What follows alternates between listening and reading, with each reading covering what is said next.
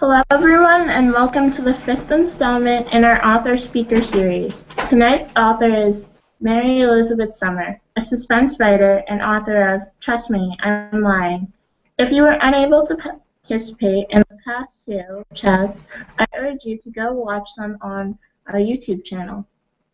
Tonight, Ms. Sommer will be covering setting and research. If you have any questions, please send them to our Twitter page at Impact Writers HQ. So without any further ado, the fantastic Miss Elizabeth Sommer. Hello. We're going to try, and I'm going to try and show my presentation this time. I have it on my Mac. I'm not even going to bother with my PC. And I'm going to see if it works. So hopefully it does, but if it doesn't, then we'll just go back to seeing my face again. Okay, here we go.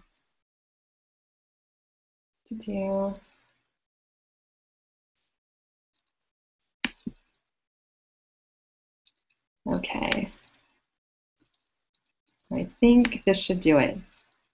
Hopefully you guys are seeing my presentation and it actually is displaying correctly.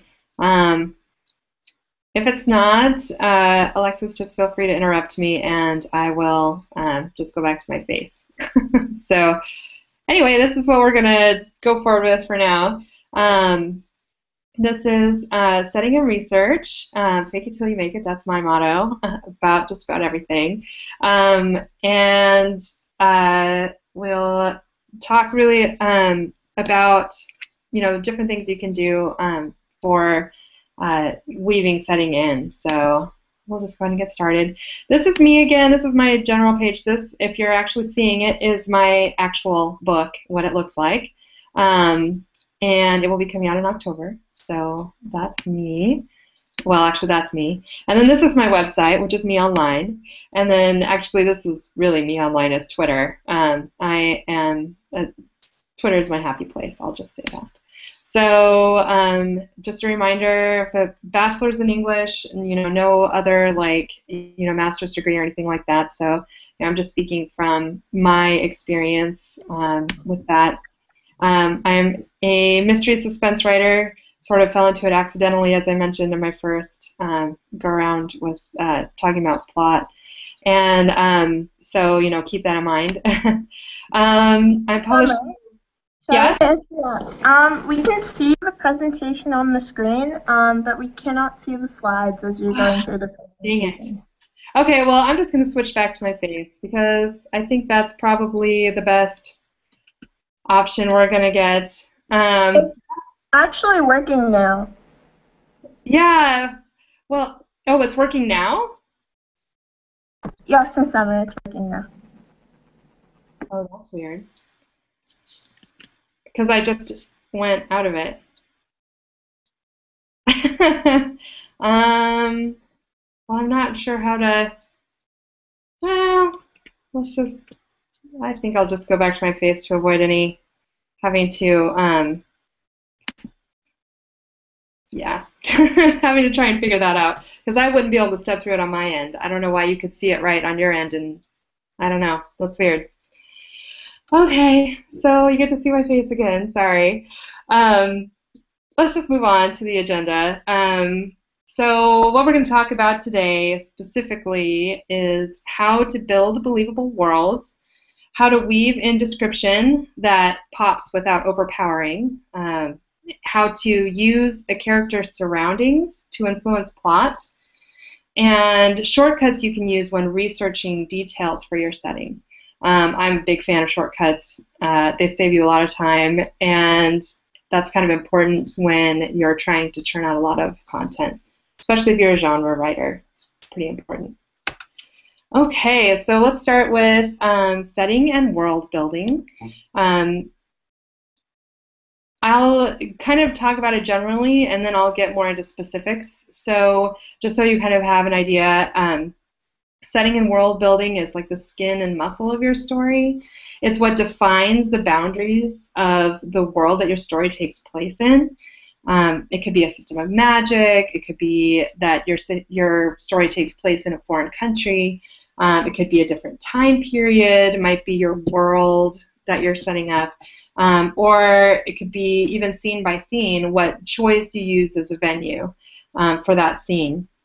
The reason that world is important is because it provides the reader with the context for the plot, for what happens, and for the character motivation that sort of comes out of what happens and plays into what happens. So without that context, or if you have poorly developed context, then you can lose your reader, you can take your reader out of the story, which is like the cardinal sin of all writing, is to do something in which your reader sort of comes out of the story and is like, what? That's not right. And then you have lost them, and then they move on to a different book. So that we're trying to avoid. Let's see. So I'm going to talk about the different types of worlds that you'll be building, and really, as I was thinking about this, it breaks down into the genres, the different genres, and how the tropes and sort of things that readers expect when they pick up that genre in terms of world building.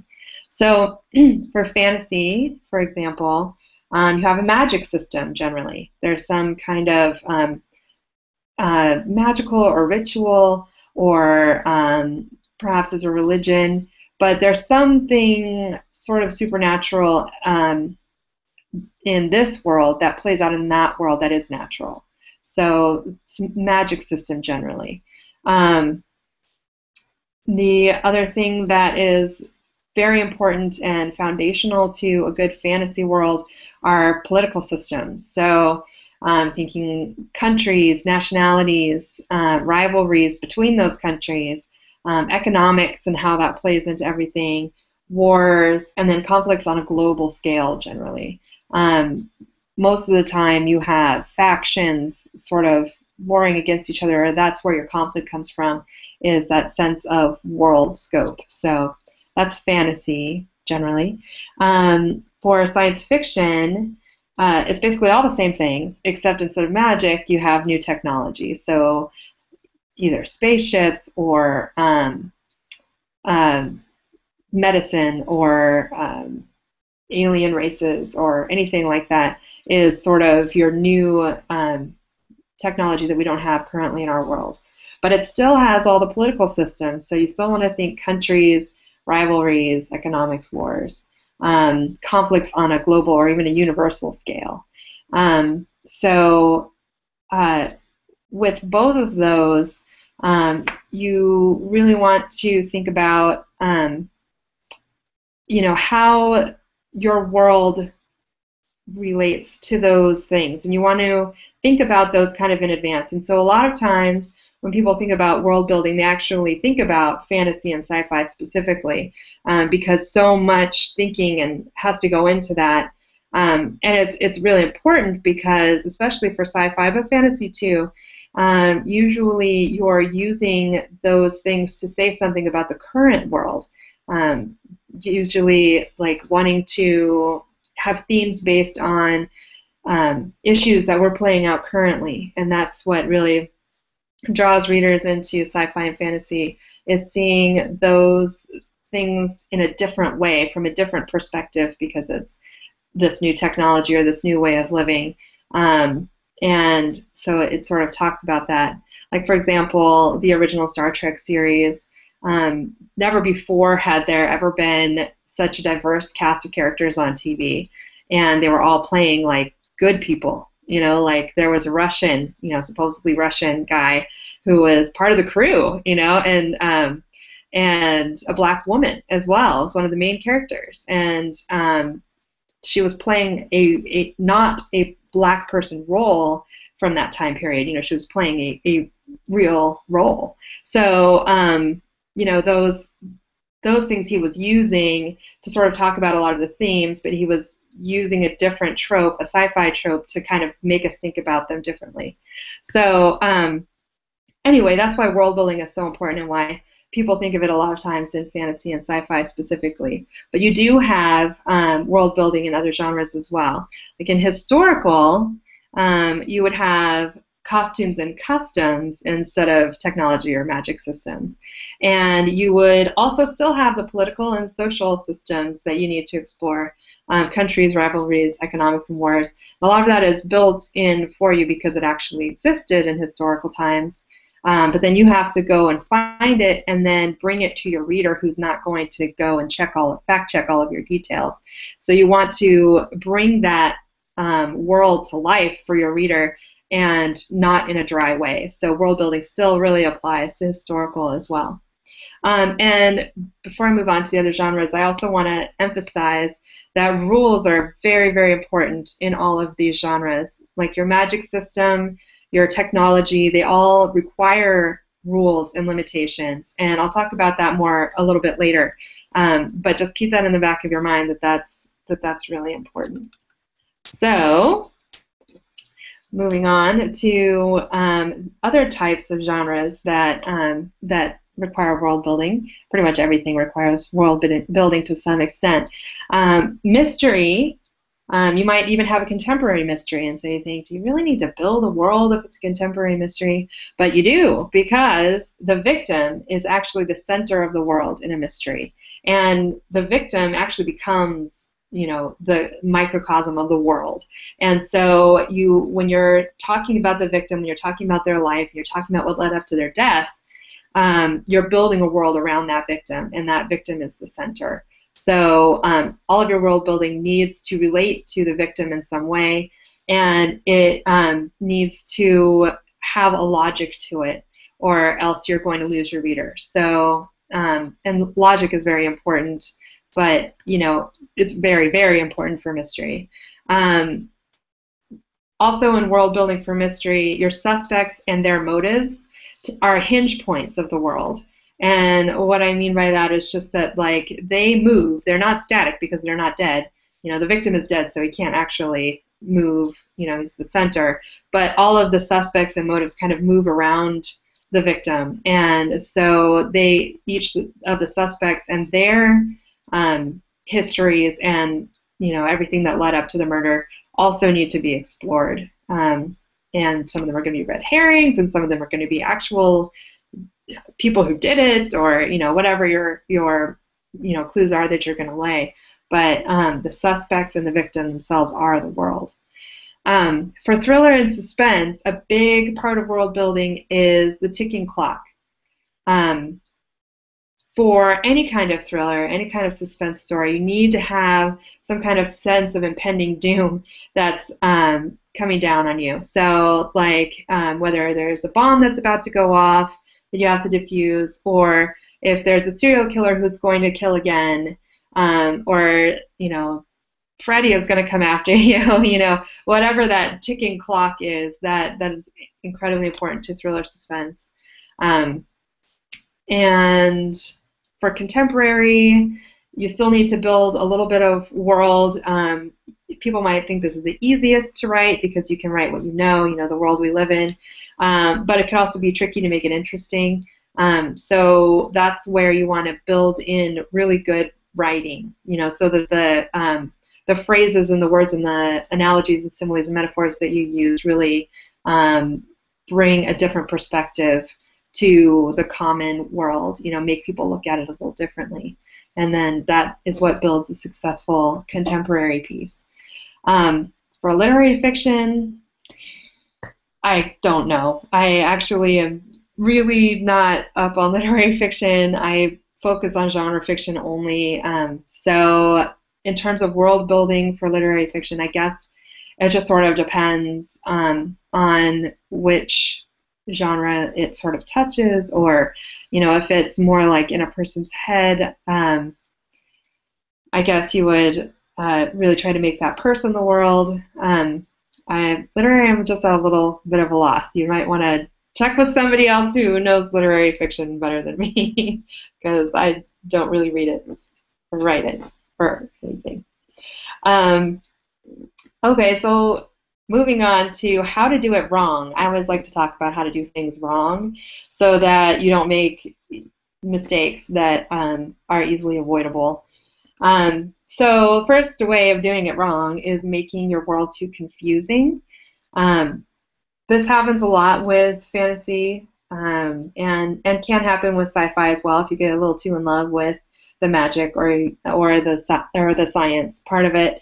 Um, it it's okay for your world to be really intricate and complex, and it's okay for it to be really foreign and alien to your reader.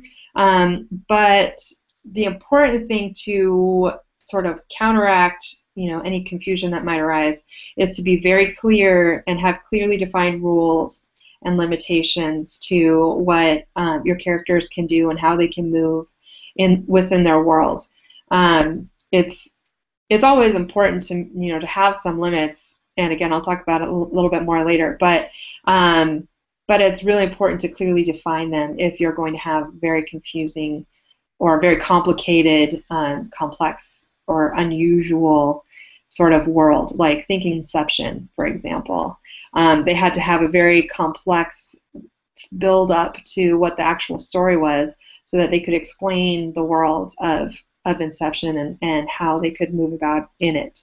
So that's a good example of how to try and keep things that could be confusing very clearly defined. Um, Also, how to do it wrong is making it too vague. This is almost the opposite problem. It's where you sort of just like, oh, they sort of wander around on these animals, and then you don't really describe them, or how they interact, or maybe you don't keep it consistent. Then people might be confused. It's too vague. It's too hard to sort of glom onto what the details of the world are. So it just sort of feels like a watered down version of a world. So in that case, if you have that problem, you might want to pay more attention to explaining the setting and the systems, build in a few more details here and there, and we'll talk about how to weave those in. But you definitely want to be specific, measurable details when you're building your world so that people don't feel like they're just sort of wandering through this watercolor of a painting that doesn't really have any defined lines. So the other thing that I've seen when I've read manuscripts that is a little bit not a good idea is too much info dumping about your world, especially right up front. It should be like character description. You want details to be woven in gradually. You don't want to have pages and pages of description about how this system of government came to be, or how this technology was developed and came into being. Even if you really fell in love with developing the world in this way, you're going to lose your reader if you don't have enough story up front. So keep that in mind. That's how to do it wrong. How to do it right, prioritize story. Story always comes first, always. You can have the greatest characters in the world, and if they don't have any story to move through, then it's just kind of a character sketch. And the same is true of world building. If you have this wonderful, beautifully diverse and really well thought out planned world with all these intricate pieces to it, and it's just this wonderful place, but there's no story to it, then you're going to have a wonderful place that's just sort of a picture book. There's not really anything to it. So story always, always comes first. Actually, one thing that I've seen that problem in a lot is travel books. Any book that takes place in a foreign country, a lot of times the author focuses too much on the really cool customs of that foreign country, and there's no story. So it's like, just write a travel book. Don't try to make it fiction. So the same is kind of true. You need a story to move through, or else it's just a picture book, like Dinotopia or something. So that's something. Story always comes first. Small details are as important as big details. So you can just drop in a few little specific things here and there, and it vastly improves your reader's experience of the story with just a few words here and there. It doesn't have to be pages and pages of description. In fact, the smaller you can make the details, the more specific and small, probably the better. I mean, you don't want to leave your reader too confused and not explain things that need explaining, but the small details are really where the magic happens. So keep that in mind.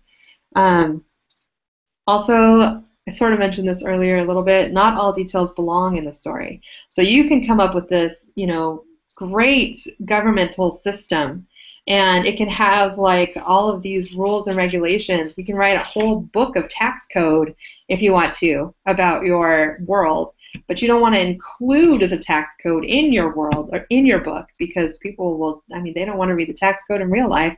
They certainly wouldn't want to read a fake one. So don't include those details, and it's going to be, it's going to be obvious what things you don't want to include, and obvious what things you do want to include, and then there's going to be some gray area where you're like, well, is it really necessary? I'm not sure. And then in that gray area, you would just talk with a trusted critique partner to see, is this something that I should cut or not? Generally, if you feel like you can cut it, then you probably should, just because, it's shorter, especially in young adult fiction. Keep in mind I'm coming from young adult fiction world. Shorter is usually more concise and tends to be stronger. So keep that in mind. So the details that do belong for sure are any details that connect to the characters, to events in the story, to the theme of your story, or to the mood of the overall story. So it doesn't have to be plot specific, but the details do need to relate in some way to what is happening on the page. Like it could be just the tone of the scene, and so you describe something about the pub that they're in, and you're setting the mood for it, and that's fine to use that world building, but you don't want to include, even if the pub is not that important, but you don't want to talk about the history of all pubs everywhere, and where the pub, the word pub came from in your world. That kind of detail is not something that you generally would want to include unless it's important for some reason. So super secret author trick that will save you a lot of time is build your world as you go, and then go back and revise. Because you're going to go back and revise anyway. You might as well, use some of that revision time for filling in your world building and fixing things that aren't consistent because you were building as you went. And let me tell you why that is the best way to go, in my opinion anyway. A lot of people, myself included, when you first start out writing, you spend days and weeks and months and years filling out these world Bibles of this is, what color the robes are from this particular sect of people, and, this is how that came to be and why, and, this is what the animals eat for lunch, and this is what they eat for dinner. You could go on forever. You can draw intricate maps of your world and then, have all these beautiful pieces of it, but that is not going to serve your story in the long run. You want to write your story first, because a lot of those details are going to change and they're not going to be included anyway, and you just don't need a 400-page tome about what this world is like, at least not until it's a bestseller, and then you can write the 400-page tome and sell it for a whole bunch of money. But first you've got to write the story and have it become a bestseller. So I say that you should pretty much just build as you go. Rules are essential. Okay, so here's where we're going to talk about rules. Rules create limitations for your characters, and limitations create conflict. And conflict then creates your story. So, for example, if your character is locked in a room with the killer, and they happen to be in a bar, and your character's trying to find a weapon, it creates conflict because there aren't just knives lying around necessarily. Maybe there's a paring knife to cut limes, but there's not big butcher knives because they're locked in this, room where they can't get out and the killer's coming after them. So the limitation creates conflict. It, heightens the suspense for the reader. Oh my gosh, how are they going to come up with, a weapon to use against this, serial killer or whatever? And then that allows you to say, yeah, what would my character use? And then have them go behind the bar and, break open a bottle of whatever and light a rag on fire and throw a bomb, Molotov or something. It creates conflict that can heighten suspense. And so you want the limitations in your magic system and your technology as well, because you don't want to make just anything possible, because if just anything is possible, then there really isn't, a way to, a need to get rid of the bad guy, because it's like, well, I could just wave my hand and it's done. So, limitations are crucial. You want to avoid the dreaded deus ex machina, which means God out of the machine, which means that you just have some sort of magic spell that just sort of magically kills the bad guy, and nobody knew about it until right before you needed to kill the bad guy, and there was no hints about it previously in the book, and it just sort of came out of nowhere that they could actually do this. So that is inevitably unsatisfying for a reader. You want the ending to be inevitable, and if it's solved by some random thing that was never brought up from the beginning, then it doesn't feel satisfying. It feels like a cop-out, kind of. So that's why the rules are in place. Is like you don't want to break the rules at the very end of the book and just save your characters, without any real thought, because then it leaves your reader feeling cheated. So keep that in mind about rules. Everything affects everything else.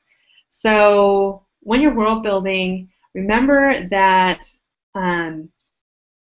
anytime you have a new technology or magic is in place or anything really, you have a government fall in some tragic way, everything is going to affect everything else. It's a rippling thing, world building.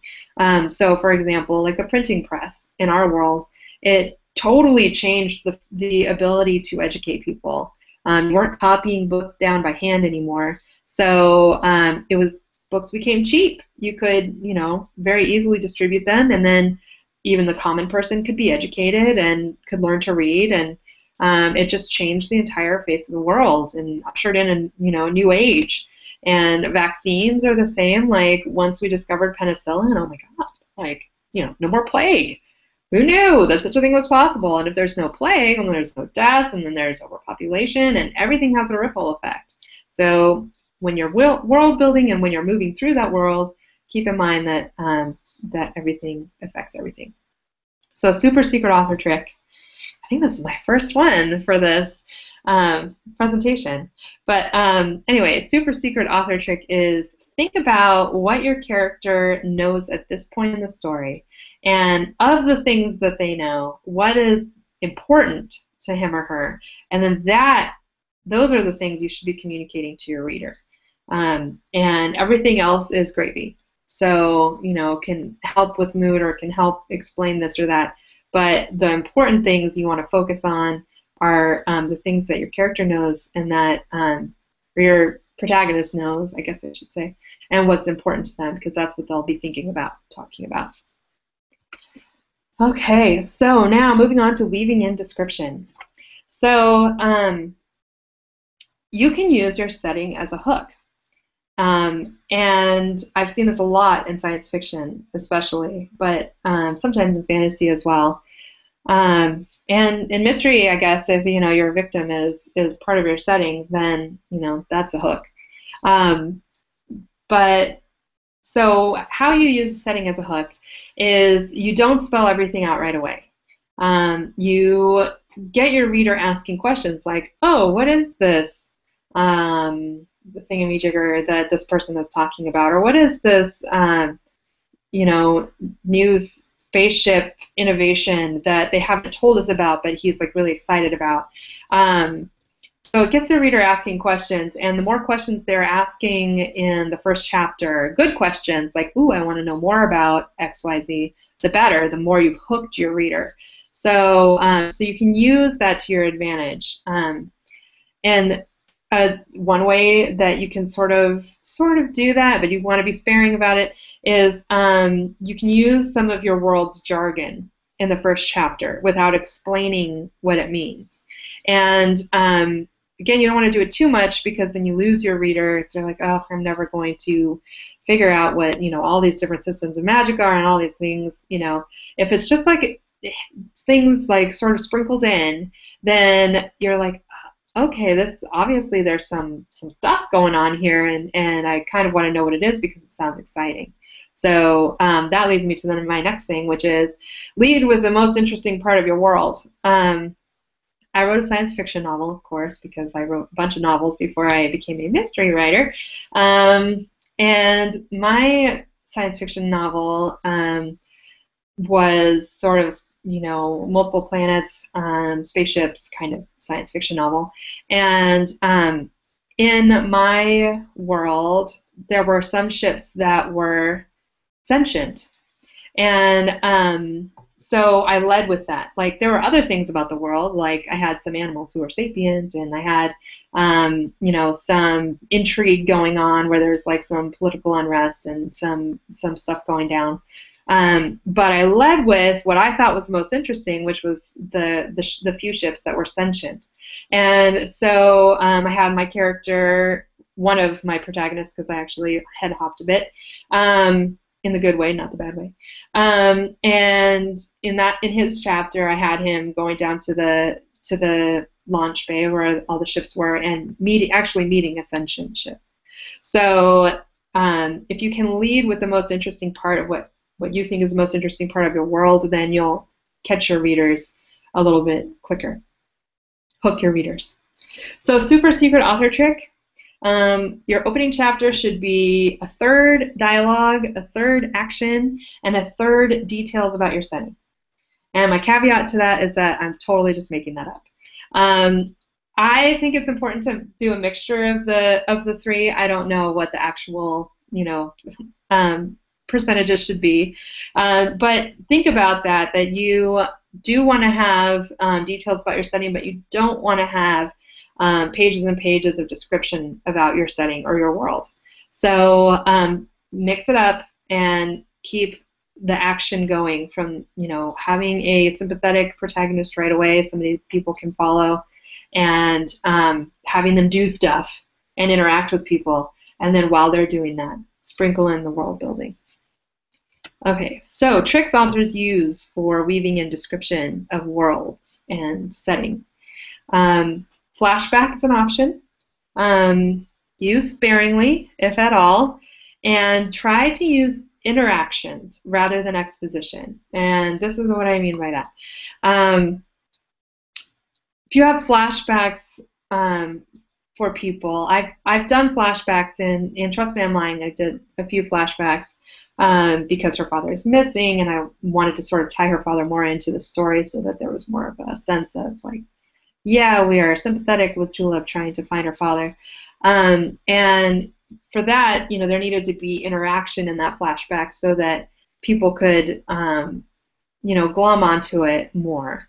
And so if you're going to reveal some world building or some setting in flashback, then try to use interaction between characters because it's more interesting and it doesn't feel as much like you're forcing something on the reader. It feels more like, okay, this is important to the forward action of the story, or something about the story or character, and it's easier for people to swallow flashback. And you also, like I said, keep it short, probably just like maybe 2 paragraphs, a few lines of dialogue, like 5 or 6 lines of dialogue, something very short, so people don't feel like they have to go back through the story.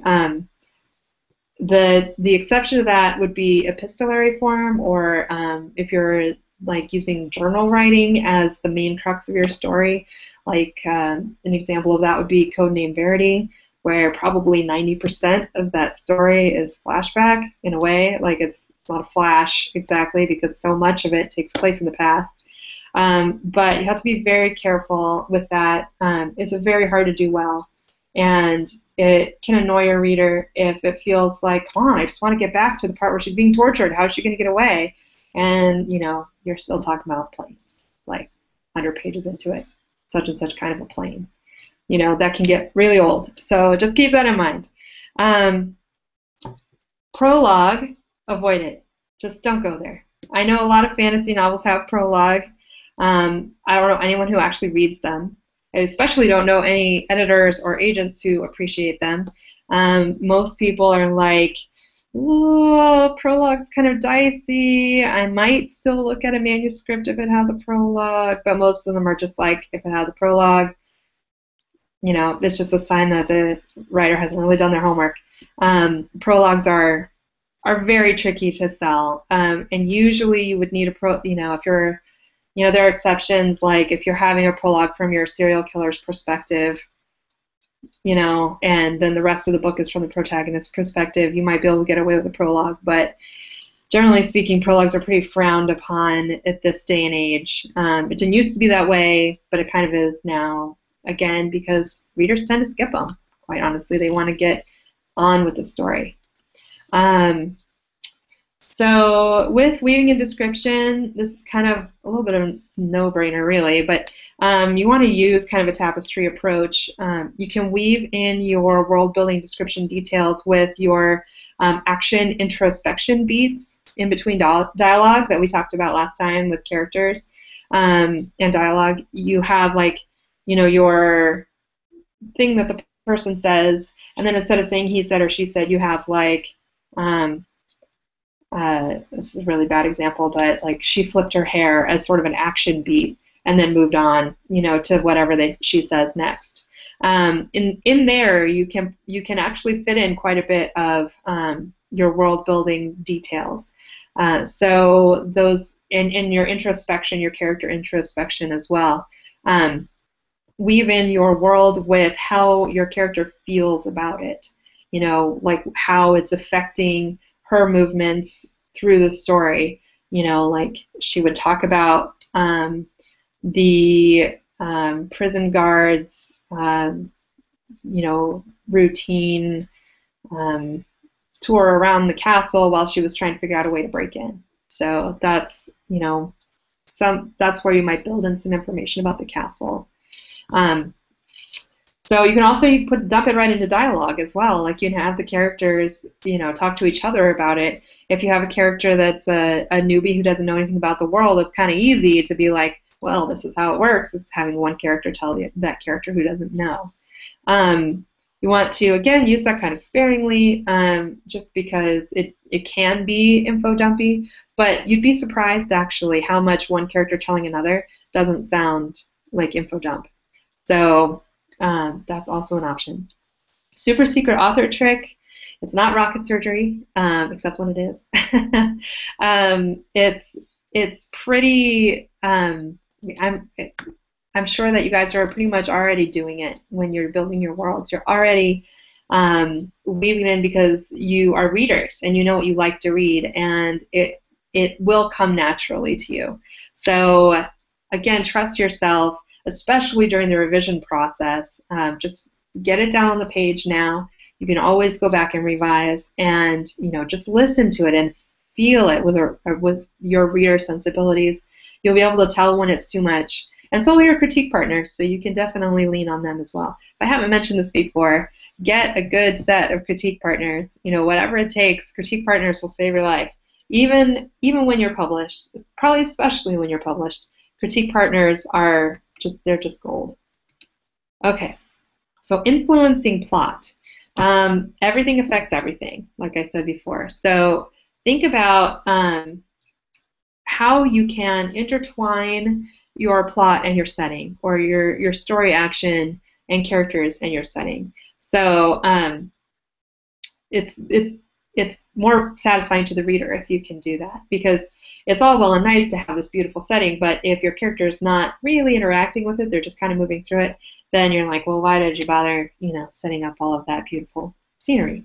So, for example, Julep is in Trust Me, I'm Lying. She is a Catholic school girl. She goes to a private Catholic school, and it's sort of part of her backstory. It's like, you know, what her experience is and where she came from. You know, she herself is poor. Her family's poor, but she lives in and amongst all these rich kids, and so that kind of informs her character. And she talks about it kind of, you know, at random times throughout the story. But I could have left it at that. I could have just left that as her sort of her background and have her move on to the rest of the story. But instead, I thought it would be more satisfying to myself as a reader, and therefore probably to other readers as well, if that school was also a part of her story. You know, it wasn't just, you know, where she had to go, you know, and take a test, but or where I had to try and get her out of so that she could go off and have adventures, like several television series that I can name. But anyway, I wanted to actually have some kind of interaction with her. So I wove it in as part of the plot, and you know, if you read it, you can kind of see how I did that. But one example of that is her nemesis, the dean of students, Dean Porter, causes her a lot of conflict, a lot of grief, because she's very suspicious of Julep, and so Julep is trying to keep herself afloat, keep herself out of foster care, and find her dad. And Dean Porter is always trying to undermine her, and so her Catholic school setting and world that she is sort of from, it's influencing the plot. It's influencing the decisions that she has to make, and it's, I think, more satisfying and more meaty of a story because of that. So that's one example. Super secret author trick: try picking interesting settings first, and then see what your character does in those settings. I did that a few times in Trust Me, I'm Lying, where I just was like, I don't want them to have the formal dance in, you know, wherever the ballroom or whatever, you know, that they were going to have it in initially. I want them to have it someplace completely random and strange because it would be more interesting. So what I decided to do was have like the ballroom flood, so they couldn't use it, or the gym or whatever it was. And Julep had to find a new place for them to have the formal. Two of the other students sort of hired her to do it, to fix it for them. And so I decided to put it in an airplane hangar, because why not? And it just so happened that sort of dovetailed perfectly with where she could fly in the last clue. And also it dovetailed beautifully with an actual airplane thing in Chicago that I didn't know anything about until I started researching airplane hangars in Chicago. So anyway, I love Chicago. It's just wonderful. But I have never been there, but it has really been wonderful for me to write a story set there. So, you know, that's something I did. I thought it was fun. Again, that kind of works for contemporary, finding something that already exists. But if you're building your own world, like fantasy setting, you know, don't put, you know, the place where the characters all meet up in a pub. Instead, put it like in a treehouse or at the bottom of a lake or something. You know, just try and find an interesting setting or reason to put them there, because, I don't know, it just kind of shakes your reader up a little bit. Okay, research shortcuts. Really, the easiest thing to do is to Google it. Well, first thing I'm going to say about research and shortcuts is that I firmly believe in them. You don't want to spend too long researching things because you're not writing your story. So, you know, Google it. Time is money. You know, especially if you're writing genre fiction, whether it's YA or it's adult, if you're writing genre fiction, you need to write fast. Like, content is king, and the more books you write in a year, the more money you make for your publisher. And I hate to, you know, boil it down to that, but you know, this is business, and that's kind of what you're signing up for if you want to publish. So there are authors out there, obviously, who break that rule, and they are just fine. But generally, the people who are most successful, think Stephen King, Sue Grafton, James Patterson, Patricia Cornwall, Danielle, what's her last name? Danielle Steele. All of those people were putting out so many books in a row. Not all of them were hits, you know, some of them were kind of duds, but because they kept being in the eye of the person, of their reader, you know, it just got, you know, bigger and bigger and bigger, and, you know, people just trusted them more as writers. So anyway, I'll save more of that for the publishing thing next week. But keep in mind that, you know, you don't want to spend decades, you know, building this book. Again, it could work for somebody like George R.R. Martin, but it's not going to work for most writers. For young adult, they tend to want you to produce about one book a year. More if you can, they'd love that, but, you know, one book a year is generally about what they like. And then for romance or mystery, it can be, you know, 2-3 books a year. You know, so it sort of depends on what genre you're working in. Like literary fiction, for example, they don't expect a book a year. It could be, you know, many years in between literary book, but, you know, you just want to, like, keep in mind that if you're writing genre, you kind of want to be able to put out really good story without having to spend decades researching it. Okay, enough about that. So shortcuts that I use. Wikipedia is not a dirty word. When you're in school, when you're in academia, it is a dirty word.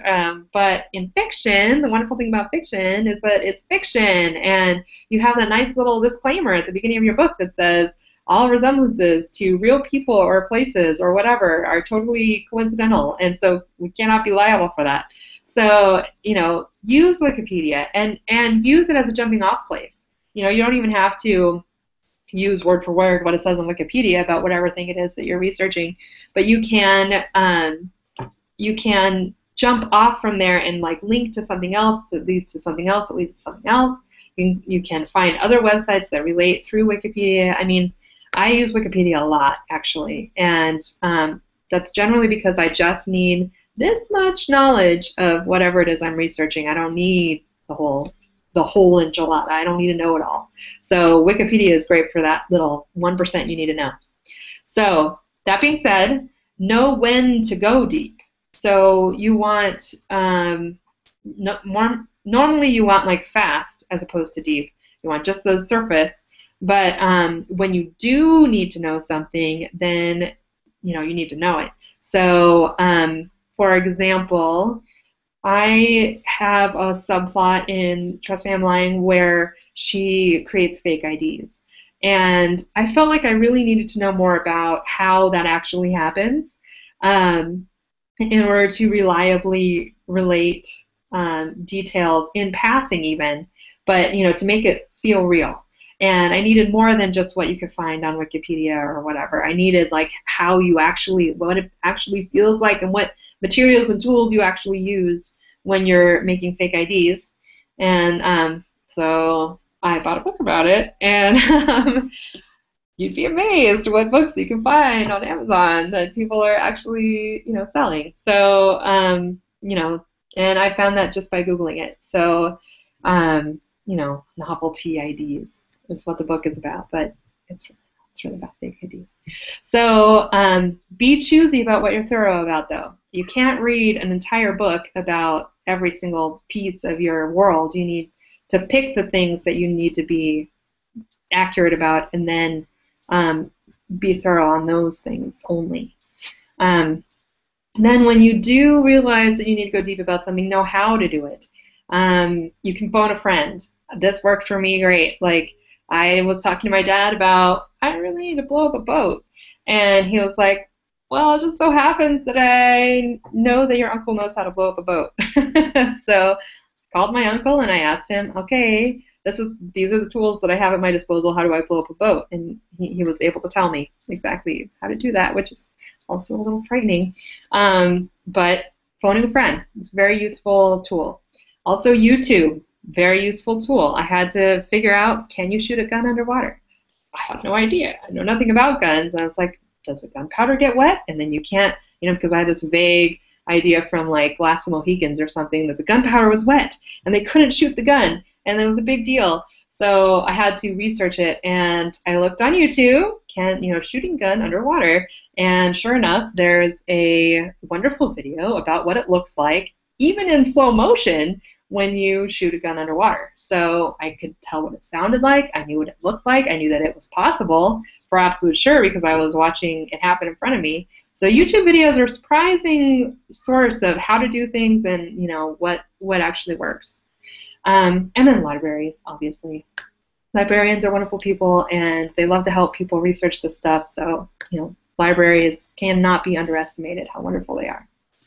Super secret author trick, just for general information about the subject that you're sort of like writing about.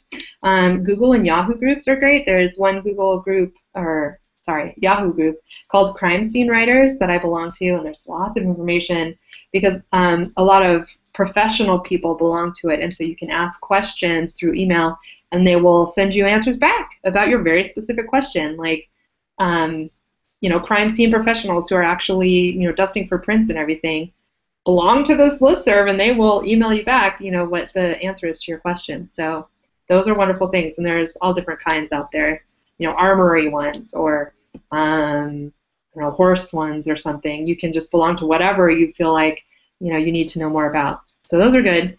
There are blogs out there about everything, and I mean everything. Email lists, forums, car forums are amazing. If you need to know about cars, there are tons of cars. There's a forum for every kind of car out there in the world, so look at forums. Google Maps are a good thing, like if you're doing contemporary especially. I use a lot of real places in my books. So I have on my Pinterest page, if you went to my Pinterest page last time, then you'd have seen there's a big map there with like pins and all the different places that Julep goes. So Google Maps is a good thing for that. Google Images, also you can kind of see what things look like. And Pinterest, you can pin all that stuff to your Pinterest page and keep it for when you want to go back and refer to it and figure out what did that carpet look like in that room. I want to go back and look at that and describe it in more detail. So Pinterest is good for that. Also, Scrivener is wonderful. You can actually save web pages into your Scrivener file so that you never have to even go search for that page again. You can just go into your Scrivener document and find it. And I sound like an ad for Scrivener, I realize, but I just can't say enough about that.